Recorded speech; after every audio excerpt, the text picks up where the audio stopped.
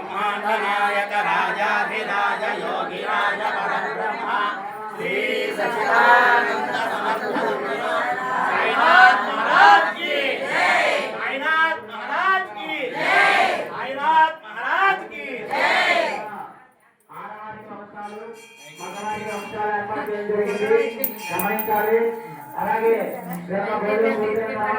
బాబా వారికి ఆధ్యాత్మికం పూర్తయింది.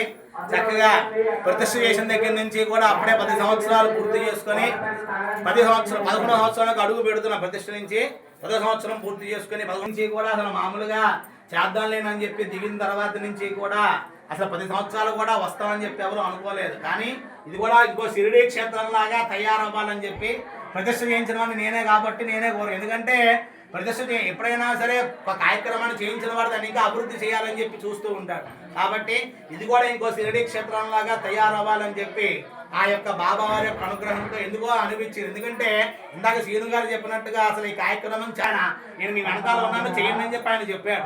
అంటే మనం ఏ పనుల సంకల్పం చేస్తే ముందుకు వెళుతూ ఉంటుందన్నది సాక్ష్యం. నాకు ఫోన్ చేసి కొత్తగా పెళ్లి చేస్తున్నారు కదా మీ ఆవిడ కూడా తీసుకుంటండి అన్నారు. మా ఆవిడ ఉండదంటే ఆఫీస్కి వెళ్ళిపోతుందన్న. అలాంటిది ఇవాళ ఆవిడ సెలవు పెట్టి నేను కూడా మీతో కూడా వస్తానని చెప్పి అంటే బాబా వారు ఆవిడ రూపంలో పలికించారు. అలా ఇక్కడ రావాలని చెప్పి సంకల్పం చేశారు బాబా వారు.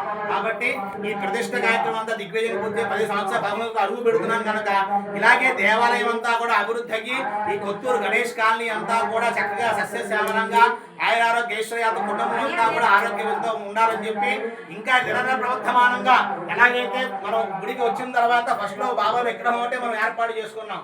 తర్వాత ఈ యొక్క గుడికి ప్రాంగణం అంతా ఏర్పాటు చేసుకున్నారు. తర్వాత ధ్వని అన్నారు, ధ్వని ఏర్పాటు చేసుకున్నారు. అలాగే ప్రతి సంవత్సరం అభిషేకాలు పూజలు అలంకారాలు ఎంత అభిషేకం చేస్తే అంత ఎక్కువ కళ పెరుగుతూ ఉంటుందట. ఎందుకంటే సూర్యకిరణాలు పడినప్పుడు లోపల యంత్ర ప్రతిష్టాపన చేసాం మనం. ఆ యంత్ర శక్తి అంతా కూడా విగ్రహంలోకి వచ్చి గుడి అంతా వ్యాపించి మనశ్శాంతిగా ఉంటుంది కాబట్టి కళ్ళంతా పెరుగుతూ ఉంటుంది. అంతేకాకుండా ఇక ఈ క్షేత్రంలో ఇంకా రావాల్సినవి ఏంటయ్యా అంటే స్వామివారి ఎప్పటి నుంచో కూడా సింహాసనం కానీ అవన్నీ కానీ కూడా మనం ఇతరమే మనం ఏర్పాటు చేసుకుని పెడుతున్నాం.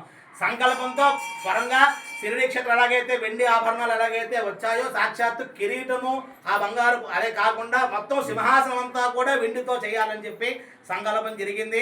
బాబా యొక్క అనుగ్రహంతో ఆయనే తెప్పించుకుంటాడు. తప్పకుండా మొత్తం అంతా ఆయనే ఈ పాదాలు ఎలాగైతే జీవించుకున్నాడు, అలాగే శిఖరం ఎలాగైతే పెట్టించుకున్నాడు, అంతేకాకుండా ధ్వని ఎలాగైతే కట్టించుకున్నాడో అన్ని ఆయనే చేయించుకుంటాడు. బాబావారే చేయించుకుంటాడు. వచ్చే సంవత్సరం ఇలా అభివృద్ధి చెందుతూనే ఉంటుంది యొక్క దేవాలయం. కాబట్టి 10 సంవత్సరాలు పూర్తిగా బలంగా అడుగు పెడుతున్నాం కనుక ఉన్న వాళ్ళందరికీ కూడా ఎటువంటి ఇబ్బందులు లేకుండా అందరూ కూడా ఆయురారోగ్య ఐశ్వర్యాలతో ఉండాలని చెప్పి అందరికీ కూడా ఒక్కొక్కరుగా వస్తే గోత్రనామాలు చెప్తారు. గోత్రనామాలు చెప్పి స్వామివారికి అక్షతలది వేస్తారు. బయట తీర్థం అది ఏర్పాటు చేయాలి. అలాగే భోజనం కూడా బాబా యొక్క ప్రసాదం కూడా ఏర్పాటు చేశారు. కాబట్టి వచ్చి గోత్రనామాలు చెప్పి అక్షతలు వేయించుకొని బాబావారి దర్శనం చేసుకుని అక్కడ బాబావారి యొక్క అన్నప్రసాదం తీసుకుని వెళ్ళవలసిందిగా కోరుతున్నాం. అన్నప్రసాదానికి చాలా విలువ ఎక్కువ ఉందట. ఎందుకంటే చిన్నగా చెప్పుకుంటే మనకి అయిపోతుంది ఒక 10 నిమిషాల్లో. అన్నక్షేత్రంలో ఒక ఊర్లో గ్రామంలో